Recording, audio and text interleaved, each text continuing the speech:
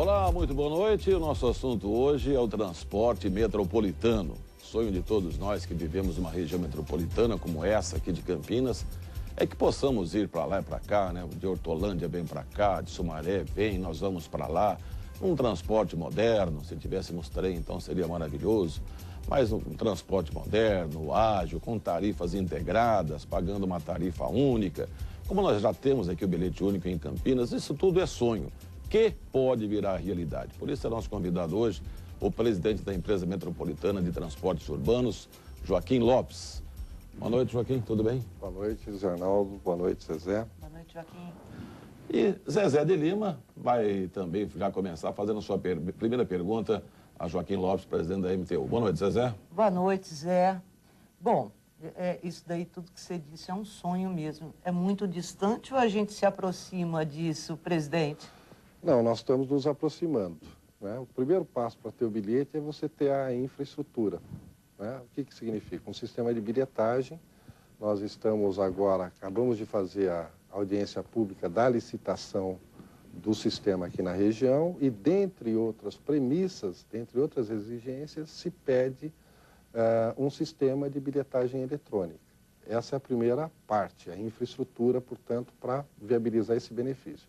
O segundo é um estudo da receita e o tempo de permanência dos nossos clientes aí dentro do serviço. Isso significa o seguinte: nós acabamos de contratar a FIP e estamos trabalhando agora. Em dezembro a gente vai saber exatamente qual é a receita de equilíbrio do sistema e qual é o impacto da concessão de eventual benefício de tempo para essa ou para aquela viagem dentro dessas 168 linhas nos 19 municípios que a gente tem aqui. Quer dizer, a gente vai ter em dezembro mostrando se o sistema ele aguenta, por exemplo, a pessoa comprar um bilhete para vir para Campinas, lá em Hortolândia, e aqui em Campinas pegar um outro ônibus e receber um desconto nessa tarifa.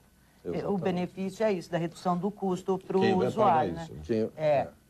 Geralmente é a tarifa que paga, há um pedido para que o Estado subsidie, mas a gente vai ter uma noção do quanto isso custa de fato, é isso? Exatamente. E aí você tem formas, né? Eu tenho sustentado aí que tem formas e formas de você mitigar ou de você tratar esse impacto. Um deles, por exemplo, é olhar para a cadeia produtiva de viagens, né?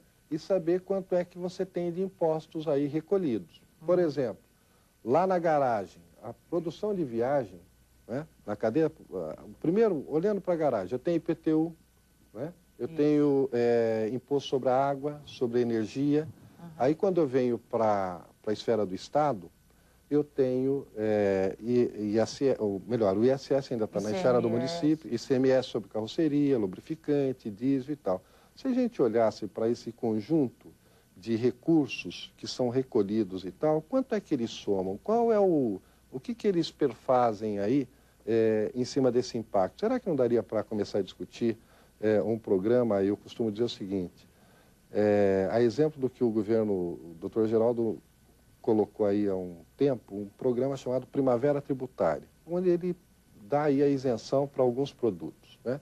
Mas que você fizesse isso, renovasse isso, no transporte coletivo. Anualmente, olha, mas... Essa é uma reivindicação, viu, Zé, muito antiga, de todo mundo que trabalha com o transporte coletivo, dizendo que o transporte coletivo, ele é obrigação do Estado, não tem como, e que se não dá para o Estado tirar do bolso, assim, pegar do dinheiro do IPTU e botar para subsidiar a tarifa, que pelo menos reduz os impostos desses insumos, de tudo...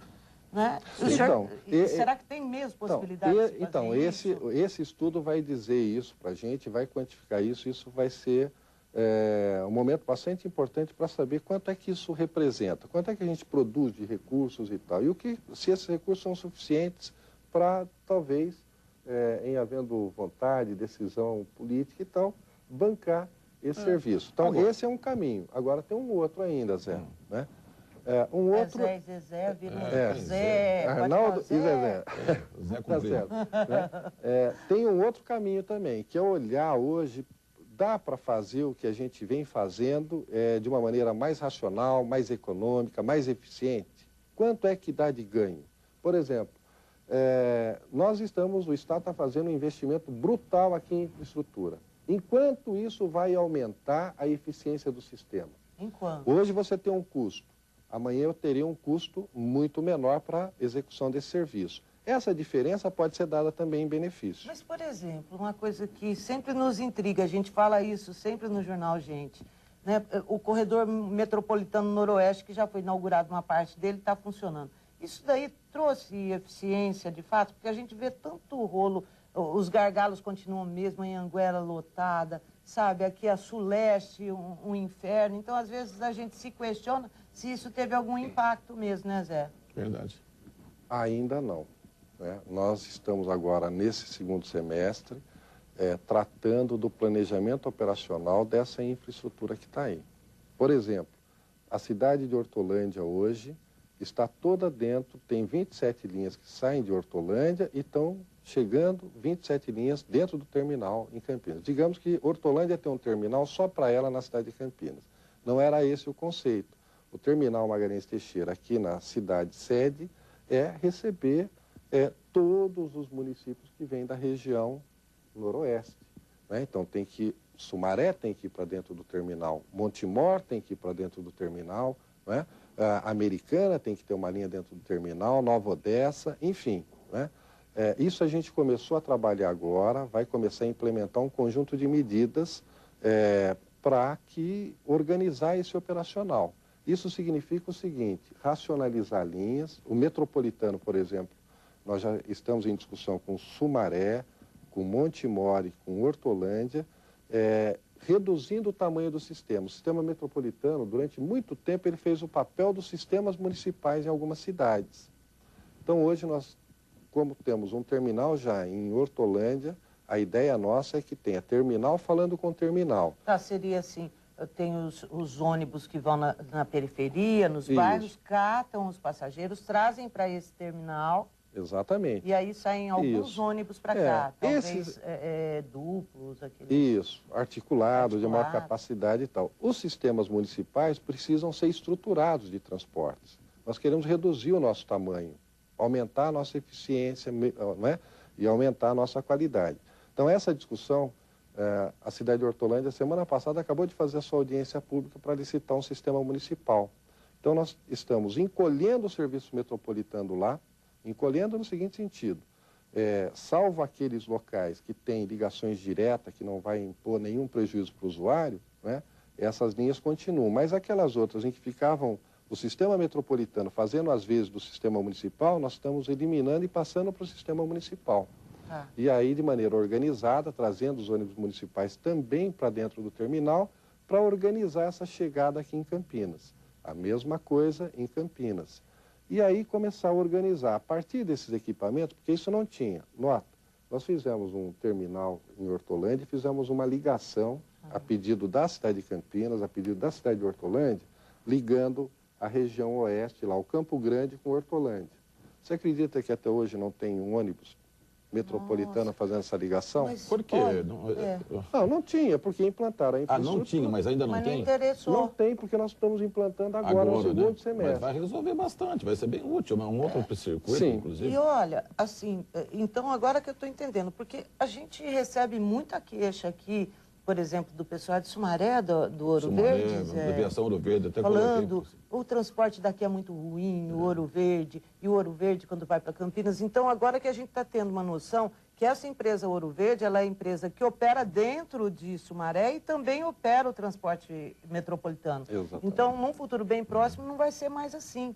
Vai ter uma empresa operando o transporte urbano lá, como a gente tem as empresas da Transurc aqui. Exatamente. E uma outra empresa, e Intercidade será uma outra empresa, é isso? Será um consórcio de acordo agora com a licitação. Onde pode até estar essa Ouro Verde também. Pode estar, pode concorrer. Pode. Mas não necessariamente a empresa que faz o município vai estar fazendo essa ligação com Campinas. Exatamente. Agora, senhor Joaquim, vocês estão fazendo algumas audiências, né, para fazer essa licitação. O que vocês estão pedindo de novo nessas audiências de que não temos hoje no sistema de transporte metropolitano e teremos após essa nova concessão? A ideia, a audiência, ela está lá na 8666, você precisa dar uma satisfação e tornar público esse propósito, cumprir um rito, digamos assim, porque se trata de uma licitação. O valor desse contrato de 15 anos é um contrato muito grande, são quase 2 bilhões, né? É o que envolve a receita desse contrato.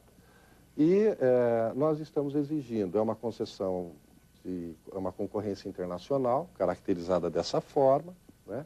Que o pessoal chama juridicamente de concessão onerosa, né? Então, o nome e tal. O que a gente está pedindo, né? Renovação da frota, né? Queremos reduzir drasticamente. Hoje a idade é? Hoje a idade depende das áreas. Se eu pegar a idade média, ela passa os 7 anos. Tá, né? e a MTU, que é uma frota de que idade? Idade média de 5 anos. Tá. Queremos reduzir para esse tamanho, né? Que é mais ou menos o que eu já tenho na Grande São Paulo. Né? Tenho áreas, por exemplo, a Baixada. A idade média da frota é 1 ano e meio. Essa Baixada, Zé, Né? está sempre bem melhor que a gente. Olha, a Baixada, o senhor não fica falando de toque Baixada, na Baixada, não, que nós fica morremos nervoso. desse filme da Baixada. Tem A Baixada tem o VLT, que é trem, e aqui Tem para uma ponte que vai ligar no... tem Quase túnel espraiada a ponte. ligando o túnel de Santos para Guarujá, e nós ficamos aqui, o trem foi considerado caro para nós, ficamos com o Corredor Noroeste porque o trem era caro, enfim. A Baixada eu já sei que tem de tudo, nós queremos ter também. Nem sim, Tá certo. Enfim, mas então vamos reduzir a idade média, vamos exigir investimento em tecnologia, o sistema de bilhetagem, frota, garagens, né?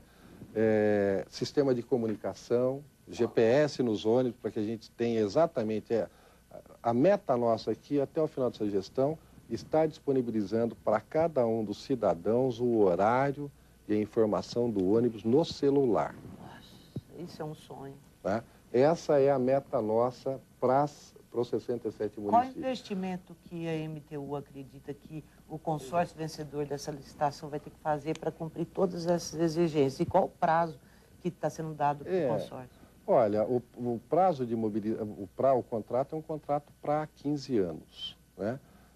Os investimentos aí necessários estão na casa aí dos 150 milhões. Né? Em quanto tempo? Em até 1 ano. Tá. Né? Bom, nós vamos fazer um intervalo, mas já que é uma licitação internacional, tem alguma empresa internacional já interessada que se manifestou ou não? Não. Essa discussão também tinha em São Paulo, eu brincava, todo mundo tinha receio, vai perder o contrato, são empresas que estão aí desde 1930, 40. Escuta, não vai ter ninguém. E acabaram se organizando empresarialmente de outra forma, em consórcios e tal.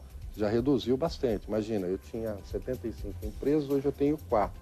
Então, os meus interlocutores para tratar o dia a dia são 4 em vez de 72. Facilitou a vida, Muito. hein? O salário tem que ter caído também, porque a vida ficou muito fácil. Vamos fazer um pequeno intervalo, voltamos já falando com Joaquim Lopes, que é o Joaquim Lopes da Silva Júnior, presidente da EMTU, Empresa Metropolitana de Transportes Urbanos. Voltamos já.